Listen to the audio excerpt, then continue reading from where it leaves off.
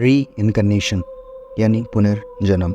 आप लोगों ने ऐसी कई मूवीज़ या सीरीज़ देखी होगी जो कि इस पर बेस्ड हैं, लाइक मगधीरा, ओम शांति ओम, करण अर्जुन एट्सेट्रा, जो कि बहुत ही बड़ी ब्लॉकबस्टर मूवीज़ थी। पर क्या आपने एक ऐसी सच्ची घटना के बारे में सुना है जिसमें एक इंसान अपने पिछले जन्म के कातिल को पकड़वाता है? री incarnation is a real. Hello, friends. Welcome you all to my YouTube world, Dread Dive, जिसमें आप सुनेंगे रोंगटे खड़े कर देने वाली डरावनी कहानियाँ। 28 अगस्त 1983 की रात को बिजनेसमैन सुरेश वर्मा कार से अपने घर आगरा जा रहे थे। अपने बंगलों के पास पहुंचकर उन्होंने 3-4 बार हॉर्न बजाया पर कोई नहीं आया। आखिर में वही कार से उतरते हैं और घर की ओर चलने लगते हैं कि तभी अचानक कहीं से 2 लोग गन के साथ आ जाते हैं। इससे पहले सुरेश कुछ कर पाते, उनके सर पर एक गोली लगती है और उनकी वहीं पे डेथ हो जाती है। किसी को भी पता नहीं चलता है कि सुरेश को किसने मारा, पर 5 साल बाद कुछ ऐसा होता है जो उन पुराने जख्मों को ताज़ा कर देता है। आगरा से ही कुछ ही दूर एक गांव में एक 4 साल का बच्चा तुरंत सिंह, जिसको सब प्यार से टीटू बुलाते थे, वो अपने आप को सुरेश वर्मा कहता था। वो ये भी कहता था कि ये उसका परिवार नहीं है, उसकी बीवी है और एक बच्चा है और वो आगरा में रहता है। पहले पहले जब वो ऐसा करता था तो सबको लगा कि वो मजाक कर रहा है, पर जब रोज़ ऐसा होने लगा तो इस बात ने सबको परेशान कर दिया। वो बार बार अपने पिता से आगरा जाने की ज़िद करता था, पर उसके पिता हमेशा उसकी बात को टाल देते थे। एक दिन टीटू को बिना बताए उसके पिता आगरा चले गए कुछ काम के लिए, और जब ये बात टीटू को पता चली तो वो गुस्से से पागल हो गया, चीखने चिल्लाने लगा, चीज़ें तोड़ने लगा। फिर जाके टीटू के सबसे बड़े भाई अशोक ने उसे समझाया और उससे बात की। टीटू ने उनसे कहा कि उसका आगरा में एक बहुत बड़ा घर है और आगरा के मेन मार्केट में उसका एक रेडियो की दुकान है जिसका नाम सुरेश रेडियोज़ है। ये सब सुनने के बाद अशोक अपने एक दोस्त के साथ आगरा चला जाता है और वहाँ जो वो देखता है वो उसके होश उड़ा देता है। आगरा के उस मार्केट में वो एक रेडियो की दुकान देखता है जिस पे लिखा होता है सुरेश रेडियोज़।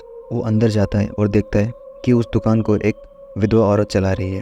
उनसे बात करने के बाद उसे पता चलता है कि उनका नाम उमा वर्मा है और वो उस शॉप की ओनर की बीवी हैं जिनकी मौत 5 साल पहले हो चुकी थी और उनका नाम सुरेश वर्मा था।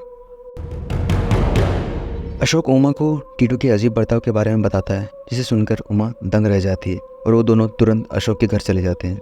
जब टीटू उन्हें देखता है तो वो नोटिस करता है कि उमा एक मारुति कार में आई है। गुस्से में उनसे पूछता है कि मेरी फिएट कार कहाँ है।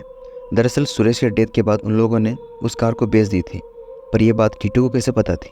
टीटू सुरेश के माँ बाप से मिलता है, उनसे प्यार से बात करता है और अपने बच्चों के बारे में पूछता है। टीटू के परिवार के लिए ये सारी बातें स्वीकार करना बहुत मुश्किल था। जिन बातों को वो अपने बच्चों की बचकानी हरकत समझ रहे थे वो सब सच हो रहे थे। और देखते ही देखते ये बात पूरे गाँव, पूरे राज्य में फैल गई।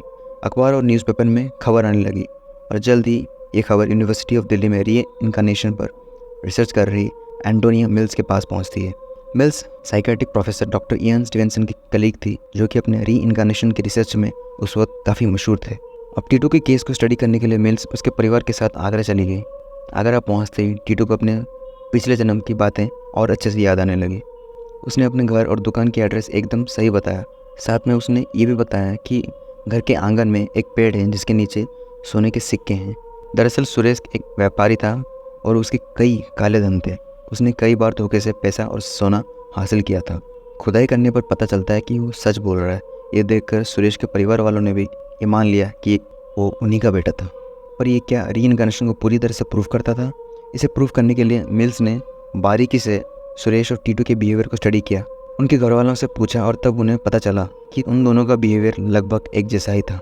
मिल्स ने अपने रिसर्च पेपर में इसके बारे में मेंशन किया और लिखा कि उन दोनों का सिमिलर बिहेवियर पुनर्जन्म की केस को स्ट्रांगली सपोर्ट करता है। अब तक ये सिर्फ एक कहानी लग रही थी, पर एक दिन कुछ ऐसा हुआ जिसने इसे एक सच्ची घटना का रूप दे दिया। टीटू ने कहा कि मैं जानता हूँ कि मुझे किसने मारा है। उसने कहा कि सुरेश को उसी के साथ काम करने वाले एक इंसान ने मारा था। इस घटना को मीडिया ने इतना उछाला कि सुरेश के केस को रीओपन करा गया और इतिहास में पहली बार एक 4 साल के बच्चे को पुनर्जन्म की गवाही देने के लिए कोर्ट में बुलाया गया। कोर्ट में टीटू ने उस रात की पूरी घटना को बताया कि कैसे उसके सर के दाहिने तरफ गोली मारी गई थी। सुरेश के पोस्टमार्टम रिपोर्ट्स और मिल्स के रिसर्च पेपर ने इस बात को साबित कर दिया कि टीटू सच बोल रहा था। मिल्स के पेपर में टीटू के बर्थ मार्क के बारे में लिखा गया था कि कैसे उसके सर के दाहिने तरफ एक सर्कुलर मार्क जैसा कुछ है और ये ठीक वही जगह थी जहाँ सुरेश को गोली लगी थी। डॉक्टर इयन स्टीवेंसन ने अपनी री इनकार्नेशन के रिसर्च में पुनर्जन्म और बर्थ मार्क के बारे में काफ़ी बातें बताई हैं। वो कहते हैं कि birth mark are connected to the injuries of past life, और इस केस में टीटू की बर्थ मार्क सुरेश की इंजरीज के साथ मैच कर रही थी।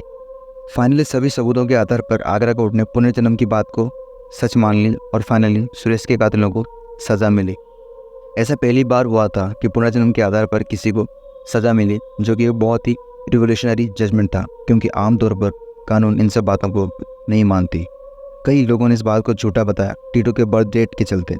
टीटू के परिवार वालों का कहना था कि उसकी बर्थ डेट 10 दिसंबर 1983 थी, पर जिस गवर्नमेंट हॉस्पिटल में टीटू का जन्म हुआ था उसमें उसका बर्थ ईयर 1982 था। रिकॉर्ड्स के हिसाब से सुरेश का मर्डर 28 अगस्त 1983 को हुआ था। अगर इन रिकॉर्ड्स को सच माना जाता है तो पूरी की पूरी पुनर्जन्म की थ्योरी गलत प्रूव हो जाती। लेकिन तभी एक ऐसी थ्योरी सामने आती है जो इस केस को फिर से मोड़ देती है, रिप्लेसमेंट री इनकार्नेशन थ्योरी। एक ऐसी कंडीशन जिसमें एक मरे हुए शरीर की आत्मा एक छोटे बच्चे की आत्मा को रिप्लेस कर देती है, और ये रिप्लेसमेंट कंसेप्शन से लेके जन्म तक कभी भी हो सकता है। हिंदुइज्म में भी इस पूरे प्रोसेस को प्रख्य प्रवेश कहा गया है, जिसके बारे में वहाँ विस्तार में बताया गया है। कई लोगों ने इसे झूठा कहा और कहा कि टीटू के परिवार वाले पैसे हड़पने के लिए अपने बच्चे से झूठ बुलवा रहे थे। पर अगर ऐसा ही था तो टीटू को सुरेश और उनके परिवार वालों की प्राइवेट बातें कैसे पता थी, और उसे ये कैसे पता था कि सुरेश के कातिल कौन है, जिन्हें सिर्फ सुरेश ने ही देखा था। पुनर्जन्म की कई किस्से पहले भी आए थे, पर यह केस अलग ही था। री इनकार्नेशन के बेसिस पर कोर्ट की जजमेंट ने इस केस को एक रेयर स्पेशल केस बना दिया। तो दोस्तों, ये थी आज की सच्ची घटना। तो क्या लगता है आपको, कौन था टीटू सिंह? क्या वो सच में सुरेश वर्मा था, या फिर पब्लिसिटी, नेम, फेम पाने के लिए टीटू के परिवार वालों की ये एक बहुत खतरनाक साजिश थी? कमेंट कीजिए। देखने के लिए धन्यवाद। कमेंट करने से पहले लाइक, शेयर और सब्सक्राइब करें, और ऐसी सच्ची, डरावनी और रहस्यमय घटनाएं हम आपके लिए लाते रहेंगे। See you soon.